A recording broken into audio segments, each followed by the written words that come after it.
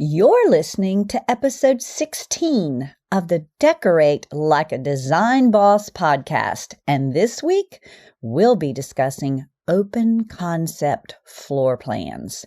These floor plans are currently all the rage, but they can be difficult to decorate. But after today, you'll have more tools in your toolbox for handling this type of project. So grab that pen and paper if you aren't driving and get ready to take notes as I share with you my top tips for success with your open concept floor plan. So here we go. Welcome to Decorate Like a Design Boss, a podcast for design lovers who want to create beautiful spaces in their very own homes. My name is Kimberly Grigg, and I'm a professional interior designer who teaches design lovers like yourselves how to decorate. And when I say decorate, I mean decorate like a design boss. If you're ready to create a space that your family loves and your neighbors can't stop raving about, well, buckle up, honey, because it's time to design. Hello there, my fabulous design divas. I have an announcement for you. We have added a monthly Design Diva Deep Dive Party to our repertoire of benefits for our interior design Insiders Club.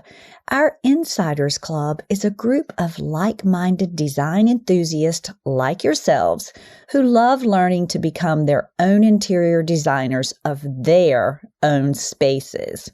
The membership program contains over 100 hours of video training covering every topic imaginable in the design world. Members also get my Interior Design Superstar course, which is a fundamentals course all about how to create your own designs in your own spaces. And now we've added a monthly live Zoom call, which we refer to as the Design Diva Deep Dive Party. Each month, I conduct this live call where members get to have one-on-one time with me. It's like your own consultation, and I answer questions about your specific design dilemmas. It's a really deep and specific dive, and it's a lot of fun. The members are loving getting to know one another in this way, and of course, inside the private Facebook group. If you're interested in the membership and this Design Diva Deep Dive Party, well, simply head over to KimberlyGriggDesigns.com and sign up to participate. So in today's episode, I want to talk about open concept floor plans and how to decorate one successfully.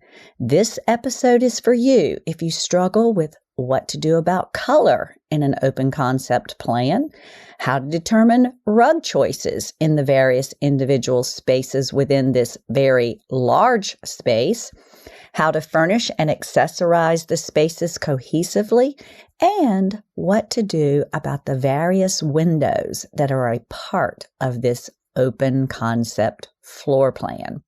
So first, let's start with what an open concept floor plan is. Around 15 or so years ago, builders began to introduce open style plans, and over the years, they've become quite popular. The plans typically were embraced to promote open spaces and gathering. These plans incorporate rooms that flow into one another without much separation. Often columns or islands will serve as the only means of separation, so that all the rooms are very connected to one another. Usually this encompasses a kitchen, usually an eat-in kitchen area, a separate dining area or space, a living space, which may or may not be a formal type living room, and often and sometimes even one more space, which is typically a family room. All of these rooms connect and are open to one another. I have worked with plans that only have one dining area and plans that eliminate the second living type space, but for the most part, there is very little separation within these spaces. These plans are extremely popular, but they can also prove challenging to decorate. I receive similar questions about this topic over and over, so today I'm going to focus on each question that I most often get and offer you some solutions that I have found have worked well to solve these design dilemmas. The first question I often receive is what to do about wall color in this type of space. People want to know, do I have to paint everything the same color? Can I paint each space a different color to give each space its own individuality and personality? What if I want to use wallpaper in one of the spaces? Is it best to paint everything one shade? Or is this going to get boring? And am I going to get tired of this color? So here's my advice on how to achieve success with color in this type of space. As usual, the first step is assessment. Are there breakpoints, or what I refer to as start stops within the space? If there are solid demarcations and separation within the space, then you have some opportunity to vary your color scheme or wall coverings. You can successfully add wallpaper that flows nicely within your color palette if there are these start-stop moments or points within the space. This can be displayed in the form of mini walls, columns, and or moldings. Anything that separates the room or space, even if a start-stop should be clearly defined. This can be achieved by some specific decorative items that separate the space. Again, look for columns, varying ceilings, moldings, or perhaps even mini walls. Next, you want to assess any elephants in the space you are not willing to change. For example, are there bookcases, built-ins of some sort, a fireplace, kitchen cabinets? If these elements are remaining, then you need to consider that your paint color or colors are going to need to be compatible with this material. For example, if you have a stone fireplace, then you will want to consider a color scheme that works well with the stone, which is typically going to be color or colors in the warm family. If you have white cabinetry or architectural features, then you can consider cooler tones. If you have wood cabinetry and features and elephants, well, you most likely will want to stay in the warm families. If you're not willing to change these specific elements, or as I like to say, if you're not willing to change the elephants.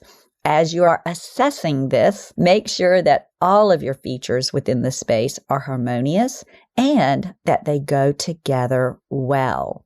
For example, if you have that stone fireplace and warm-toned woodwork, then you are A-OK and are presenting a unified look.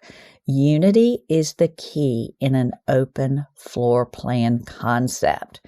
If, however, you have that stone fireplace and white cabinetry, the look and feel of the space will be off, and you'll need to consider either warming up the cabinetry or painting the fireplace. The main thing to remember in an open concept plan when it comes to color is that unity is key, and it's important to have elements that work well together. I refer to this as getting the bones right. Now, back to your questions. Once you have assessed, you can go about approaching color and specifically what will go where. If there are no clear separation points, then you will need to paint all the walls the same shade. If you have clear separation points, then you can vary your shades a bit, and you can even add elements like wallpaper. You will, however, want to stay within the same color family. Open concept floor plans are like family. They can be individual, but they need to fit together. I like to pick one shade that works well with the architectural elements of the space. Then I might add a little wallpaper that coordinates beautifully to the entry and or dining area, again, depending on the separation points. And then I might deepen the shade a little as I travel through the space.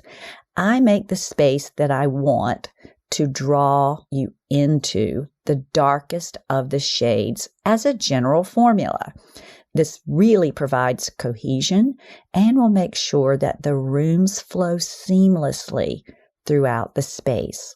I have often used a significantly darker shade of the main wall color or kitchen cabinets, or a complementary dark shade, and placed that shade on cabinets and built-in cabinetry. This is not only dramatic, but it's quite chic as well. Another question that I recently received about open concept floor plans is, what if I'm moving into an open concept plan and I have casual furniture from my previous family room and I have formal furniture from some of the other spaces that I had in my previous home, like the dining room? Can I blend these? And if so, how? Again, an assessment of the space will typically reveal the answer. If there are significant points of separation and a formal type living and dining space coupled with a kitchen and casual living area, then you can use your formal furnishings in the more formal areas and easily incorporate your casual pieces in the family room and breakfast spaces, even though they open up to one another. If not, you can perhaps blend the two together by using a juxtaposition technique. I typically achieve this by using one of your formal pieces with a casual piece, and then I use abstract artwork to blend the two styles together. This is tricky and it doesn't always work, but I have had some success by employing this technique. I have also painted the more formal furniture so that it appears more casual, as typically open concept floor plans are a bit more casual than formal spaces. I have also lacquered very traditional furniture, which is painting it in a high gloss finish. I once painted every formal furniture piece high gloss white, and the effect was magical, and it helped to blur the lines of formal and informal. And it was a way that we can incorporate the furnishings that the client already owned into their new style of living. Rugs in an open concept floor plan can be problematic and confusing. Should they be the same? Should they be different? How do I determine the size? The answers can, of course, vary. However, in general, you'll want to use this as a guideline. Make sure that all of the rugs are married to one another, but that they also are individual. In other words, the rugs need to have a relationship and they need to interact well with one another. Keep your rugs similar in their feel. However, if there are more formal spaces within the open concept plan, then you can use dressier rugs in the more formal spaces. However, they should still be in the same color family. There should always be a bit of a common denominator, and the rugs should coordinate together nicely. As for size, you'll treat each space individually and select an appropriate sized rug for the individual space, even though you will visually see the rug from many angles throughout the open concept plan. A general good rule of thumb is that at least the front legs of any of the upholstery pieces of furniture within the space should be able to rest on the rug. And of course, no topic is questioned more in an open concept plan than window treatments. Many wonder, should my window treatments be the same and the same style on every window in the space? Should I use the same fabric? Should I use the exact same style throughout? The answer to this question is akin to many answers to design questions. Well, here we go again. It all depends. It depends on where the windows are located and what the points of separation within the overall space are like. If you have some division, you can vary a bit. But if your rooms are really connected and open to one another, then you do need to use the same fabric and style at each of the windows. The exception to this is when I have several windows that are running through the space, especially if all of the windows are the same type of windows, but if a window has a different shape and a different set of circumstances within the space, then you can vary both the style and the fabric to achieve a cohesive result. But you can also use the same fabric and vary the style of the treatment. This often occurs in windows, for example, in the breakfast nook. Often there's a logical reason within the space to vary the style and or fabric in the various areas. Things like banquettes, shapes of the windows, and quite simply that often people don't want a whole lot of fabric around their eating areas, especially if the space is small. Often, formal dining rooms in an open concept space has a little separation, and it is often in the form of columns. It is perfectly suitable to vary your treatment here. A general good rule of thumb is to keep the window treatments consistent if the windows are all on the same wall and if they are exactly alike within the space and there is little to no separation. If the windows are different but are still visible to one another, but it is clearly a part of another space, then you can vary the treatments as long as the style of the treatments and the fabric coordinates well with the remainder of the other treatments. And finally, a question that I often hear is, I am moving from cozy and intimate to this open floor plan, and I'm starting to feel a little bit lost in here, and I'm not sure how I can warm things up a bit to feel more intimate. I miss my cozy, but love the functionality of my open concept plan. What can I do? My answer to this is, well, quite simply, you need to nest. It's a little harder with an open concept plan. However, it is possible. First, you need to think of ways to warm your space up a bit. This is generally accomplished by pillows, throws, books, warmer tones in your decor. Make sure to include drapery in your decor and not just blinds, shutters, or topper treatments. You need to create some coziness, and these items go a long, long way. Consider using stacks of books and maybe even develop a style that has a bit of a more is more reflection. Of course, that is if your design DNA will accept it. If you need more information on your own design DNA, well then head over to episodes 1, 2, and 3 to discover yours. In these circumstances, think about what feels like home to you. Things such as picture frames, chandeliers, warm lamplight, and plenty of them, and collage walls of art that you love are all ideas on how to cozy it up. And most importantly, bring those ceilings, which is what I like to call the fifth wall, into play. Bring them down and make them a part of the space. I assure you, treating the fifth wall is like adding instant coziness. So what can we take away from today's lesson? Open floor plans can be magical, but they also can be daunting.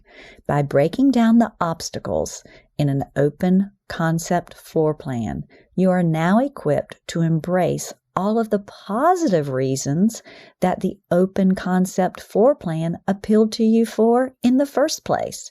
I say, don't throw in the towel, but instead use these tips and tricks to incorporate style, function, and beauty into your rooms in a perfect but doable way. Okay, we're at the end of episode 16, and I want to take a minute to encourage you to sign up for our Design Diva Deep Dive Party. You'll be so happy to get to know other members in our Insiders Club, but you'll also get a live dose of me helping you solve your very own design dilemmas. Sign up over at KimberlyGriggDesigns.com. So it's getting ready to be a bye for now. But first, I like to say, don't wait. Today is a great day to decorate. Kisses, kisses, and lots of hugs, and I'll see you next week for another episode. Bye for now. Thanks for listening to Decorate Like a Design Boss. If you want more info on how to decorate your space like a pro, visit KimberlyGriggDesigns.com. See you next week.